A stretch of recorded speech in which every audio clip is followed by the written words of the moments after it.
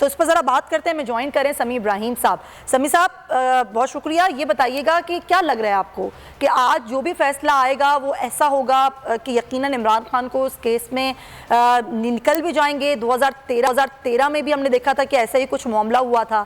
آپ نے دیکھ بھی لیا کہ عمران خان نے جواب جو جمع کروایا اس میں کیا الفاظ جن کا چناؤ کیا گیا ہے. کیا لگ رہا ہے آپ کو کیا ہوگا آج؟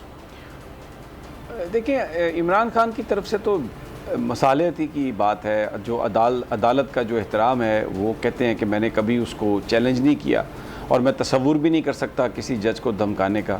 لیکن اس وقت جو ماحول تھا، کیونکہ شہباز گل صاحب کو فزیکل ریمانڈ پر دوبارہ اس پولیس کے حوالے کیا گیا تھا جس کے بارے میں شہباز گل صاحب یہ کہہ رہے تھے کہ مجھ پر تشدد کیا جا رہا ہے. تو جذبات میں غیر ارادی طور پر ان کے منہ سے جو الفاظ نکلے اس پر عمران خان صاحب نے کہا کہ انہیں گہرا افسوس ہے. اور یہ بھی کہا اپنے یہ جو انہوں نے جواب دیا کہ میں آئندہ یہ عدالت کو یقین دلاتا ہوں کہ اس معاملے میں احتیاط بھی برتوں گا. مجھے اس پر بڑا گہرا افسوس ہے جو باتیں مجھ سے ہوئیں. اور جو پہلا جواب تھا اس میں انہوں نے یہ پیشکش کی تھی کہ میں اپنے جو الفاظ ہیں ان کو ودرا کرنے کے لیے بھی کامیاب ہوں، کے لیے بھی تیار ہوں. تو عمران خان صاحب کا جو عدالت کے حوالے سے جو اس وقت جو رویہ نظر آ رہا ہے، وہ اس بات کو وہ انڈرسٹینڈ کرتے ہیں کہ عدالت کے جو کنسرن ہیں اس کے جواب میں ان کو اپنا جو بھی جواب ہونا چاہیے وہ اس طرح کا ہونا چاہیے کہ ان کنسرنز کو ایڈریس کیا جا سکے. لیکن اس کے ساتھ ساتھ انہوں نے ایک اور بھی درخواست دائر کی ہے جس میں انہوں نے اس مسئلے کو اٹھایا کہ یہ جو سو موٹو معاملہ ہے، یہ جورسڈکشن، یہ کیونکہ یہ قانونی اور آئینی مسئلہ ہے کہ یہ جورسڈکشن جو ہے یہ صرف سپریم کورٹ آف پاکستان کی ہے. اور اس معاملے میں میں بھی تھوڑی سی ریسرچ کر رہا تھا تو ایک 5 ممبر بینچ ہے سپریم کورٹ کا جس کی سربراہی چیف جسٹس گلزار کر رہے تھے. اس میں جسٹس منیب اختر تھے، جسٹس اعجاز الاحسن، اور جو موجودہ چیف جسٹس ہیں جناب جسٹس عمر عطاب بندیال صاحب، پھر جسٹس محمد علی مظہر اور امین الدین صاحب، جسٹس امین الدین بھی اس میں شامل تھے. ان کا یہ فیصلہ تھا اور یہ غالباً 26 اگست 2021 میں 5 ممبر بینچ کا کہ جو سو موٹو ہے وہ صرف اور صرف چیف جسٹس کی ثوابدید ہے. کیونکہ یہ معاملہ کھڑا ہوا تھا جب قاضی فائز عیسیٰ صاحب اور جمال خان مندوخیل پر مبنی 2 ممبر بینچ نے لاہور میں کچھ جرنلسٹوں کی گرفتاری ہوئی تھی تو اس پر سو موٹو لیا تھا.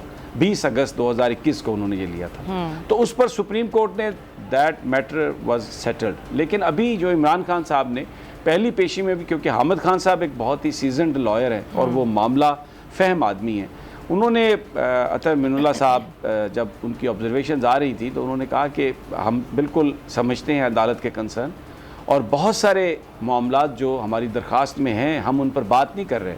ہم عدالت کو مطمئن کرنا چاہتے ہیں کہ یہ جو سارا معاملہ تھا اس میں عمران خان صاحب کا مقصد عدالت کو دھمکانا نہیں تھا. ایک بڑا انٹرسٹنگ جو بات ہے جو اپنے جواب میں عمران خان صاحب نے کرائی ہے کہ جب عدالت نے 7 دن کی مہلت دی تو تمام حکومتی اکابرین، ان میں وزیر اطلاعات و نشریات ہیں اور بہت سارے لوگ ہیں، انہوں نے عدالت پہ تنقید کی کہ جناب آپ نے کیوں یہ تو آپ نے لاڈلا بنا دیا اور یہ آپ نے مختلف رویہ رکھا.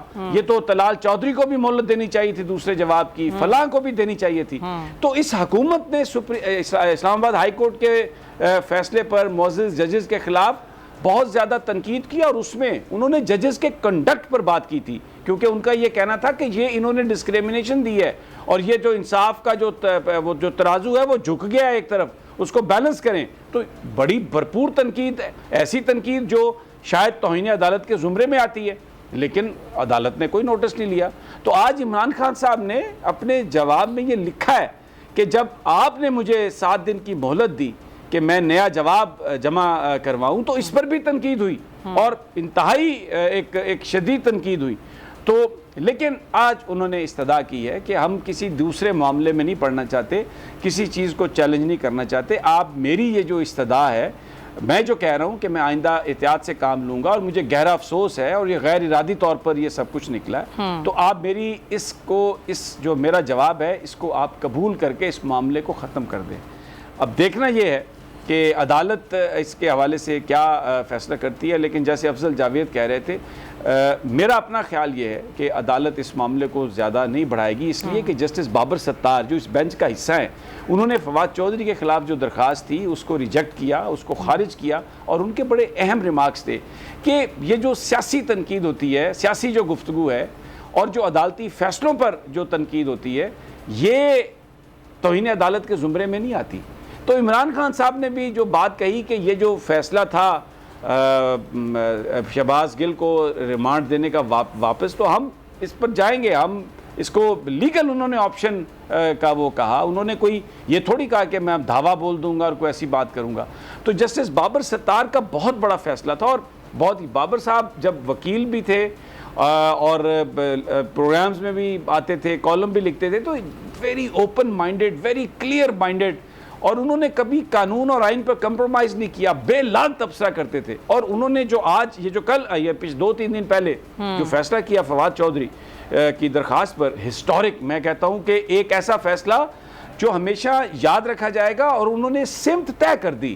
انہوں نے کہا یار یہ جو سیاسی گفتگو ہے اور فیصلوں پر تنقید، یہ کیسے توہین عدالت کے زمرے میں آئے گی؟ اگر کوئی بندہ فیصلے پر تنقید نہیں کر سکتا، اپنی رائے کا اظہار نہیں کر سکتا، تو یہ تو کمپلیٹ ایک ڈکٹیٹرشپ ہے۔ اس کا تو پاکستانی آئین جو ہے وہ اجازت نہیں دیتا۔ ہاں، ججز کے کنڈکٹ کو آپ ڈسکس نہیں کر سکتے، الزام تراشی کی کوئی اجازت نہیں ہے، فیصلہ جو بھی ہوگا عدلیہ کا وہ آپ کو۔ لیکن سمیع صاحب ہماری افسوس کی بات یہ ہے نا کہ کچھ میڈیا چینلز جو ہیں وہ پروپیگنڈا مشین بن گئے ہیں، وہ جان بوجھ کے اس طرح کی ٹرانسمیشنز کرتے ہیں، اس طرح کے نیریٹو بناتے ہیں کہ جیسے معاملہ بہت ہی پیچیدہ ہے۔ ہاں نہیں، اس میں سمیہ اگر کوئی چینل اس معاملے پر کوئی بھی موقف اختیار کرتا ہے تو جو آزادی اظہار ہے وہ اس بات کی اجازت دیتا ہے۔ اگر جیو اپنا ایک لے کے آتا ہے موقف تو دیٹ از فائن، اور اگر دنیا ٹی وی اپنا ایک موقف لے کے آتا ہے ہمیں اس پہ کوئی اعتراض نہیں ہے۔ ہم تو صرف یہ کہتے ہیں کہ کسی کو بند نہ کریں۔ اب مثلاً اگر کامران خان صاحب، عمران خان صاحب کا انٹرویو ایک پلان تھا، اور اتنے بڑے وہ جرنلسٹ ہیں، ان کو ٹویٹ کرنا پڑا کہ مجھے مینجمنٹ نے یہ کہا ہے جی کہ آپ عمران خان کا انٹرویو میں نہیں ایئر کریں گے تو میں اسے ملتوی کر رہا ہوں۔ یہ افسوسناک بات ہے، چاہے کوئی دباؤ ہے، چاہے اپنے کوئی مفادات ہیں، جو چینلز ہیں، یہ وجہ ہے کہ یہاں پر یہ 4th پلر آف سٹیٹ نہیں ہے، یہ ریاست کا 4تھا ستون اس لیے نہیں ہے کہ یہ ذاتی لوگوں کی اونرشپ ہے، یہ کوئی پبلک کمپنیز نہیں ہے، یہاں پر کوئی ایڈیٹوریل بورڈز نہیں ہے۔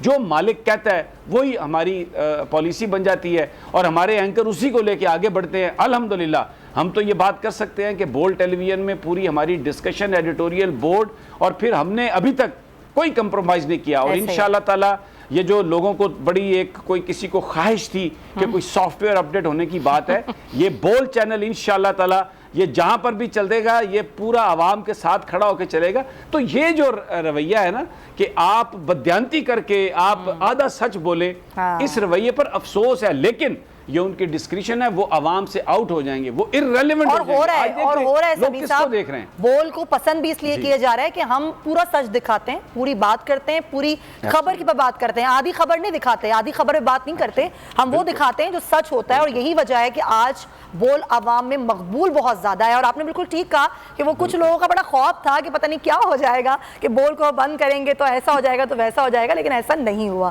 یہ بڑا اچھا کیا آپ نے جو بیچ میں ایک نوٹ ڈالا۔ سب سے زیادہ ویوز، سب سے زیادہ ریلز اور سب سے زیادہ ریٹنگ کے ساتھ بول اب بھی نمبر 1 پوزیشن پر برقرار۔ سبسکرائب کریں اور بیل دبائیں تاکہ کوئی خبر رہ نہ جائے۔